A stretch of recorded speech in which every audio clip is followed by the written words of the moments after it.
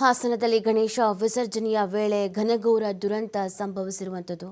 ಗಾಯಗೊಂಡವರನ್ನ ಆಸ್ಪತ್ರೆಗೆ ದಾಖಲು ಮಾಡಲಾಗಿದೆ, ಚಿಕಿತ್ಸೆಯನ್ನು ನೀಡಲಾಗ್ತಾ ಇದೆ. ಈಗಾಗಲೇ ಘಟನಾ ಸ್ಥಳಕ್ಕೆ ಜಿಲ್ಲಾಧಿಕಾರಿಗಳು ಸೇರಿದಂತೆ ಅನೇಕ ಪಕ್ಷದ ಮುಖಂಡರುಗಳು ಕೂಡ ಭೇಟಿಯನ್ನು ನೀಡಿದ್ದಾರೆ. ಅಲ್ಲಿನ ಪರಿಸ್ಥಿತಿ ಏನು ಎತ್ತ ಎಲ್ಲವನ್ನ ಕೂಡ ವಿಚಾರಿಸ್ತಾ ಇದ್ದಾರೆ. ಈ ಬಗ್ಗೆ ಮಾಹಿತಿಯನ್ನು ನೀಡ್ತಾರೆ ನಮ್ಮ ಪ್ರತಿನಿಧಿ ಪ್ರಕಾಶ್. ಹಾಸನದಿಂದ ಲೈವ್ನಲ್ಲಿ ಜಾಯ್ನ್ ಆಗ್ತಾ ಇದ್ದಾರೆ. ಪ್ರಕಾಶ್, ನಿಜವಾಗ್ಲೂ ಇದೊಂದು ಘನಘೋರ ದುರಂತ ಸಂಭವಿಸಿರುವಂಥದ್ದು. ಎಲ್ಲವೂ ಚೆನ್ನಾಗಿದ್ರೆ ಸಂಭ್ರಮಾಚರಣೆ ಮಾಡಬೇಕಾಗಿತ್ತು, ಬಟ್ ಇದೀಗ ಸೂತಕದ ವಾತಾವರಣ ನಿರ್ಮಾಣ ಆಗಿದೆ. ಗಾಯಾಳುಗಳ ಪರಿಸ್ಥಿತಿ ಸದ್ಯಕ್ಕೆ ಹೆಂಗಿದೆ? ಈಗಿನ ಅಪ್ಡೇಟ್ ಅನ್ನು ನಾವು ನೋಡೋದಾದ್ರೆ ಪ್ರಕಾಶ್. ನಿತಿ, ನಿಜವಾಗ್ಲೂ ಒಂದು ರೀತಿ ಘನಘೋರ ದುರಂತನೇ ಅಂತ ಹೇಳ್ಬೋದು. ಹಾಸನ ಜಿಲ್ಲೆ ಮೊಸಳೆ ಹೊಸಳ್ಳಿಯ ರಾಜ್ಯ ಹೆದ್ದಾರಿ ಏನಿದೆ, ಹಾಸನದಿಂದ ಹೊಳೆನರಸೀಪುರಕ್ಕೆ ಹೋಗ್ತಿದ್ದಂತಹ ಸಂದರ್ಭ ಆ ಲಾರಿ ಚಾಲಕ ಏನಿದ್ದಾನೆ, ಆ ಲಾರಿ ಚಾಲಕ ಏಕಾಏಕಿ ಏನು ಡಿವೈಡರ್ಗೆ ಹೊಡೆದು ಜೊತೆಗೆ ಒಂದು ಬೈಕ್ ಮೇಲೆ ಗುದ್ದಿದಂತಹ ಪರಿಣಾಮ ಜನಗಳ ಮೇಲೆ, ಅಲ್ಲಿ ಏನು ಸಂಭ್ರಮದಿಂದ ಗಣೇಶನ ವಿಸರ್ಜನೆ ಮಾಡ್ತಿದ್ದಂತಹ ಸಂಭ್ರಮದಲ್ಲಿ ಇದ್ದಂತಹ ಜನಗಳ ಮೇಲೆ ಹತ್ತಿರುವಂಥದ್ದು. ಸುಮಾರು 9ಕ್ಕೂ ಹೆಚ್ಚು ಜನ ಈಗಾಗಲೇ ಸಾವನ್ನಪ್ಪಿರುವಂತಹ ಮಾಹಿತಿ ಲಭ್ಯವಾಗಿದೆ. ಅದರಲ್ಲಿ ಏನು ಒಂದೇ ಕಾಲೇಜಿನಲ್ಲಿ ಓದುತ್ತಿದ್ದಂತಹ 3 ಇಂಜಿನಿಯರಿಂಗ್ ವಿದ್ಯಾರ್ಥಿಗಳು ಜೊತೆಗೆ 2 ಸ್ಥಳೀಯ ವಿದ್ಯಾರ್ಥಿಗಳು ಅನ್ನುವ ಮಾಹಿತಿ ಲಭ್ಯವಾಗಿರ್ತಕ್ಕಂಥದ್ದು. ಒಟ್ಟಾರೆ 5 ಜನ ವಿದ್ಯಾರ್ಥಿಗಳು ಸಾವನ್ನಪ್ಪಿರುವಂಥದ್ದು. ಇನ್ನು 4 ಜನ ಸ್ಥಳೀಯರು ಈಗಾಗಲೇ ಸಾವನ್ನಪ್ಪಿದ್ದಾರೆ. 16ಕ್ಕೂ ಹೆಚ್ಚು ಮಂದಿ ಗಾಯಾಳುಗಳು ಹಾಸನ ಜಿಲ್ಲಾಸ್ಪತ್ರೆಯಲ್ಲಿ ಚಿಕಿತ್ಸೆಯನ್ನು ಪಡ್ತಾ ಇರ್ತಕ್ಕಂಥದ್ದು. ಯಾಕಂದರೆ ಇನ್ನೂ 3 ಸಾಕಷ್ಟು ಒಂದು ರೀತಿ ಯಾವುದೇ ಸಂದರ್ಭದಲ್ಲಿ ಏನು ಬೇಕಾದರೂ ಆಗ್ಬೋದು, ರಾತ್ರಿ ಒಂದಿಷ್ಟು ಆಪರೇಷನ್ ಮಾಡುವಂತಹ ಕೆಲಸವನ್ನು ಮಾಡಿದ್ದೀವಿ, ಆದರೆ ಯಾವ ಸಂದರ್ಭದಲ್ಲಿ ಏನು ಹೇಳಲಿಕ್ಕೆ ಆಗ್ತಾ ಇಲ್ಲ, ಮತ್ತೆ ಸಾವಿನ ಸಂಖ್ಯೆ ಹೆಚ್ಚಾಗಬಹುದು ಅನ್ನುವ ಮಾಹಿತಿಯನ್ನು ಇಲ್ಲಿ ಆಸ್ಪತ್ರೆಯ ಸಿಬ್ಬಂದಿಗಳು ತಕ್ಷಣಕ್ಕೆ ಹೇಳಿರುವಂಥದ್ದು. ಈ ಘನಘೋರ ದುರಂತಕ್ಕೆ ಸಾಕಷ್ಟು ಹಾಸನದ ಸಾರ್ವಜನಿಕರು, ಹಾಸನದ ಎಲ್ಲರೂ ಕೂಡ ಮರುಗ್ತಾ ಇದ್ದಾರೆ. ಗಣೇಶ ವಿಸರ್ಜನೆಯ ಸಂದರ್ಭದಲ್ಲಿ ನಡೆಯಬಾರದಂತಹ ದುರ್ಘಟನೆ ನಡೆದು ಹೋಗಿದೆ.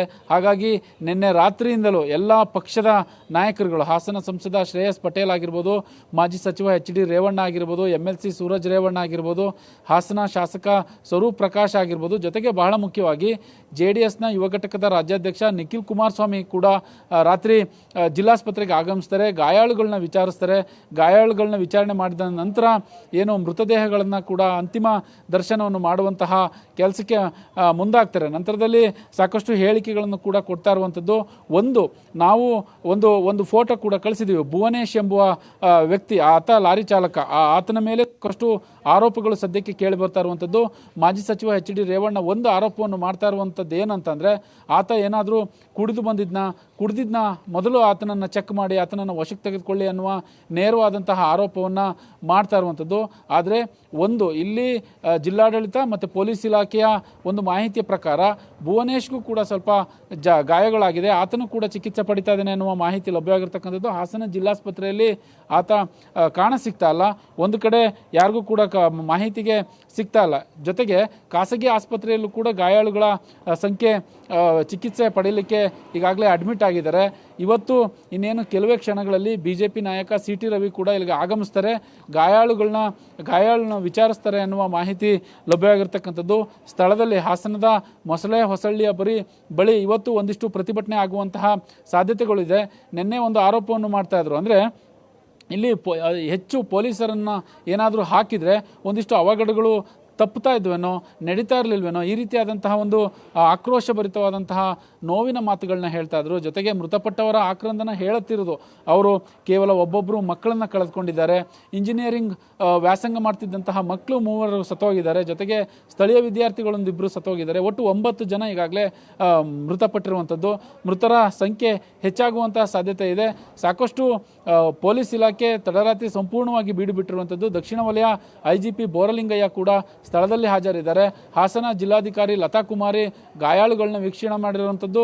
ಜೊತೆಗೆ ಆ ರಾಜ್ಯ ಹೆದ್ದಾರಿ ಏನಿದೆ, ರಾಜ್ಯ ಹೆದ್ದಾರಿಯ ಬಳಿ ಕೂಡ ಅಲ್ಲಿಗೆ ಹೋಗಿ ಒಂದಿಷ್ಟು ರಾತ್ರಿ ಬಿಗುವಿನ ವಾತಾವರಣ ಸಾಕಷ್ಟು ಉಂಟಾಗಿತ್ತು. ಯಾವ ಕ್ಷಣದಲ್ಲಿ ಏನು ಬೇಕಾದರೂ ಆಗ್ಬೋದಿತ್ತು, ಬಟ್ ಹಾಸನ ಪೊಲೀಸರು ಅದೆಲ್ಲವನ್ನು ಕೂಡ ಹತೋಟಿಗೆ ತೆಗೆದುಕೊಂಡು ಬಂದರು.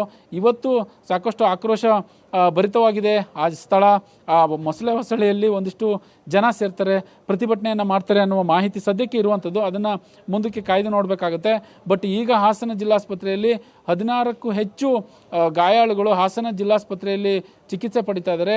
ಖಾಸಗಿ ಆಸ್ಪತ್ರೆಯಲ್ಲಿ ಒಂದು 4 ರಿಂದ 5 ಜನ ಚಿಕಿತ್ಸೆಯನ್ನು ಕೂಡ ಪಡಿತಾ ಇದ್ದಾರೆ ಅನ್ನುವ ಮಾಹಿತಿ ಇರುವಂಥದ್ದು. ಆ ದೃಶ್ಯ ನೋಡ್ತಾ ಇದೀವಲ್ಲ, ಆ ದೃಶ್ಯ ನೋಡಿದರೆ ಆಕ್ಸಿಡೆಂಟ್ ಆಗುತ್ತೆ ನೋಡಿ. ಹಾಸನದಿಂದ ಮೊಸಳೆ ಹೊಸಳ್ಳಿ ಮಾರ್ಗವಾಗಿ ಹೊಳೆನರಸೀಪುರಕ್ಕೆ ಹೋಗುವಂತಹ ರಸ್ತೆಯಲ್ಲಿ ಅದರಲ್ಲೂ ಆ ರಸ್ತೆಯ ಸಂದರ್ಭ, ಆ ದೃಶ್ಯ ಹೇಗಿದೆ ಅಂತ ಅಂದರೆ, ಒಂದು 500 ಮೀಟರ್ ಆ ರಸ್ತೆಯಲ್ಲಿ ನಿಂತ್ಕೊಂಡು ನೋಡಿದರೆ ರಸ್ತೆ ತುಂಬ ಸ್ಟ್ರೈಟ್ ಆಗಿರುವಂಥದ್ದು, ಯಾರು ಬೇಕಾದರೂ ಕಾಣಿಸ್ತಾರಲ್ಲಿ. ಅಂತಹ ರಸ್ತೆಯಲ್ಲಿ ಈ ಥರವಾದಂತಹ ದುರ್ಘಟನೆ ನಡೆದಿರುವಂಥದ್ದು ಇದು ಸಾಕಷ್ಟು ಎಲ್ಲೋ ಒಂದು ಕಡೆ ಚಾಲಕನ ಅಜಾಗರೂಕತೆಯ ಅಥವಾ ಆತ ಏನಾದರೂ ಪಾನಮತ್ತನಾಗಿದ್ನ, ಈ ಥರದ ಒಂದು ಸಾಕಷ್ಟು ಪ್ರಶ್ನೆಗಳನ್ನ ಕೂಡ ಈಗಾಗಲೇ ರಾಜಕಾರಣಿಗಳಾಗಿರ್ಬೋದು, ಅಲ್ಲಿನ ಸ್ಥಳೀಯರು ಎಲ್ಲರೂ ಕೂಡ ಮಾಡ್ತಾ ಇರುವಂಥದ್ದು.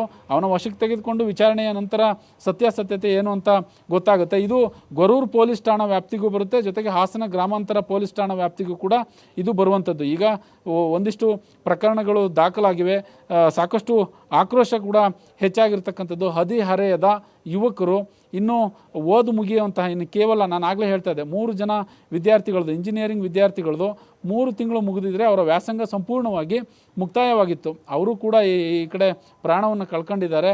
ಆ ದೃಶ್ಯ ಎಷ್ಟು ಚಂದವಾಗಿ ಅವರು ಗಣೇಶ ವಿಸರ್ಜನೆಯಲ್ಲಿ ಡ್ಯಾನ್ಸ್ ಮಾಡ್ತಿದ್ದಂತಹ ದೃಶ್ಯ, ಏನು ಆ ಸೌಂಡಿಗೆ, ಆ ಹಾಡಿಗೆ ಎಲ್ಲದೂ ಕೂಡ ಮೈ ಮರೆತಿದ್ರು. ಅಂತಹ ಸಂದರ್ಭದಲ್ಲಿ ಈ ದುರ್ಘಟನೆ ಆಗಿರ್ತಕ್ಕಂಥದ್ದು. ಇದರಲ್ಲಿ ಒಂದು ಆಟೋ ಇದೆ.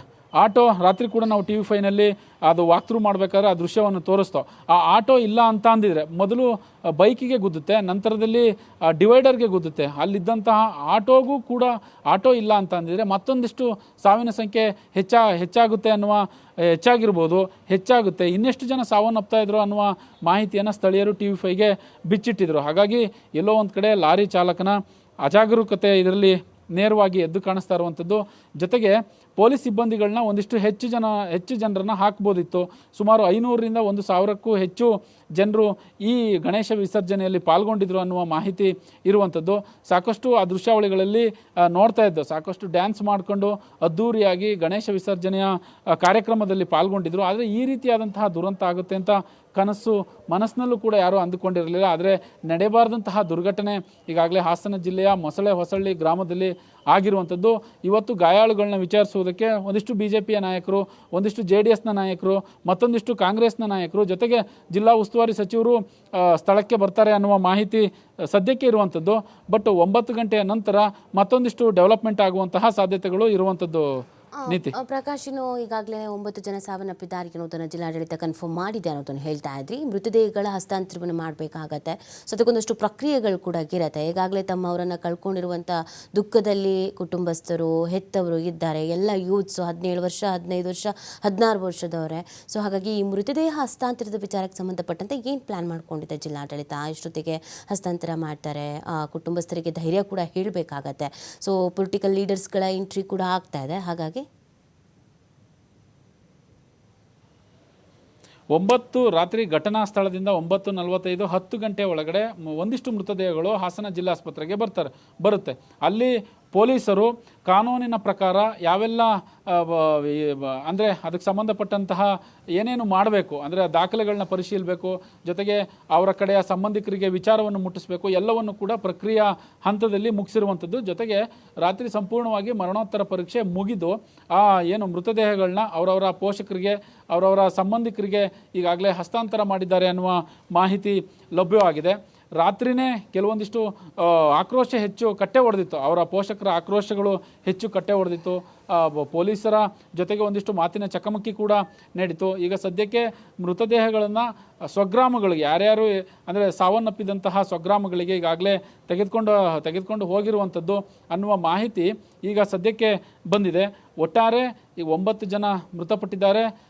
ಮೃತಪಟ್ಟಂತಹ ದೇಹಗಳನ್ನು ಹಸ್ತಾಂತರ ಮಾಡಲಾಗಿದೆ, ಗಾಯಾಳುಗಳಿಗೆ ಚಿಕಿತ್ಸೆಯನ್ನು ಕೂಡ ಕೊಡಲಾಗಿದೆ. ಜೊತೆಗೆ ಸರ್ಕಾರದಿಂದ 5 ಲಕ್ಷ ಪರಿಹಾರವನ್ನು ಈಗಾಗಲೇ ಸರ್ಕಾರ ಘೋಷಣೆ ಮಾಡಿರುವಂಥದ್ದು.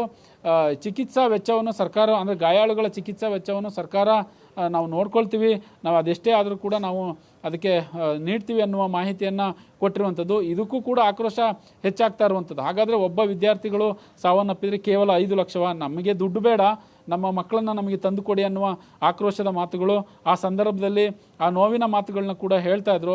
ಇದ್ದ ಒಬ್ಬ ಮಗನನ್ನು ಕಳೆದುಕೊಂಡಿದ್ದಾರೆ, ಕೆಲವರು 2 ಮಕ್ಕಳಿರ್ತಾರೆ, ಅವರನ್ನು ಕೂಡ ಮನೆಗೆ ಒಂದು ಹಿರಿಯ ಮಗನಾಗಿರ್ತಾನೆ, ಆತನನ್ನು ಕೂಡ ಕಳೆದುಕೊಂಡಿರುವಂಥದ್ದು. ಒಬ್ಬೊಬ್ರದ್ದು ಒಂದೊಂದು ಕುಟುಂಬದ್ದು ಒಂದೊಂದು ಕಥೆ. ಆದರೆ ಸಾಕಷ್ಟು ಇಲ್ಲಿ ನಿನ್ನೆ ಗಣೇಶ ವಿಸರ್ಜನೆಯಲ್ಲಿ ಹಾಸನ ಜಿಲ್ಲೆಯಲ್ಲಿ ಯಾವಾಗಲೂ ಕೂಡ ಇಂತಹ ಘಟನೆ ನಡೆದಿರಲಿಲ್ಲ, ಇದು ಘೋರ ದುರಂತ ಅಂತಲೇ ಕೂಡ ಸಾಕಷ್ಟು ಮಾತನಾಡ್ತಾ ಇದ್ದಾರೆ. ಒಟ್ಟಾರೆ 9 ಗಂಟೆಯ ನಂತರ ಒಂದಿಷ್ಟು ಹಾಸನದಲ್ಲಿ ಲೀಡರ್ಸ್ಗಳು ಕೂಡ, ರಾಜಕೀಯ ಮುಖಂಡರು ಗಾಯಾಳುಗಳನ್ನ ವಿಚಾರಿಸಲಿಕ್ಕೆ ಬರ್ತಾರೆ, ಜೊತೆಗೆ ಸ್ಥಳಕ್ಕೂ ಹೋಗ್ತಾರೆ ಅನ್ನುವ ಮಾಹಿತಿ ಇರುವಂಥದ್ದು. ಒಂದಿಷ್ಟು ಪ್ರತಿಭಟನೆಯನ್ನು ಮಾಡ್ತಾರೆ, ಆದರೆ ಯಾವ ಪಕ್ಷದವರು ಅಂತ ಗೊತ್ತಿಲ್ಲ, ಪ್ರತಿಭಟನೆಯನ್ನು ಕೂಡ ಮಾಡ್ತಾರೆ. ಹಿಂದೆ ಆ ರಸ್ತೆಯಲ್ಲಿ ಒಂದಿಷ್ಟು ಹಂಪ್ಸ್ಗಳನ್ನ ಹಾಕೊಡಿ ಅನ್ನುವ ಮಾಹಿತಿಯನ್ನು ರಾಷ್ಟ್ರೀಯ ಹೆದ್ದಾರಿ ಪ್ರಾಧಿಕಾರ ಅಧಿಕಾರಿಗಳಿಗೆ ಮನವಿ ಮಾಡಿದ್ರಂತೆ. ಆದರೆ ಯಾವ ಹಂಪ್ಸೂ ಇಲ್ಲ ಅಲ್ಲಿ. ಹಾಗಾಗಿ ಇಂತಹ ದುರ್ಘಟನೆ ಅದಕ್ಕೂ ಒಂದು ಕಾರಣ ಇರ್ಬೋದಾ ಅನ್ನುವ ಮಾತುಗಳು ಈಗಾಗಲೇ ಸದ್ಯಕ್ಕೆ ಕೇಳಿ ಬರ್ತಾ ಇರುವಂಥದ್ದು. ನೀತಿ. ಓಕೆ, ಥ್ಯಾಂಕ್ ಯು ಪ್ರಕಾಶ್ ತಮ್ಮ ಡೀಟೇಲ್ಸ್ಗಾಗಿ.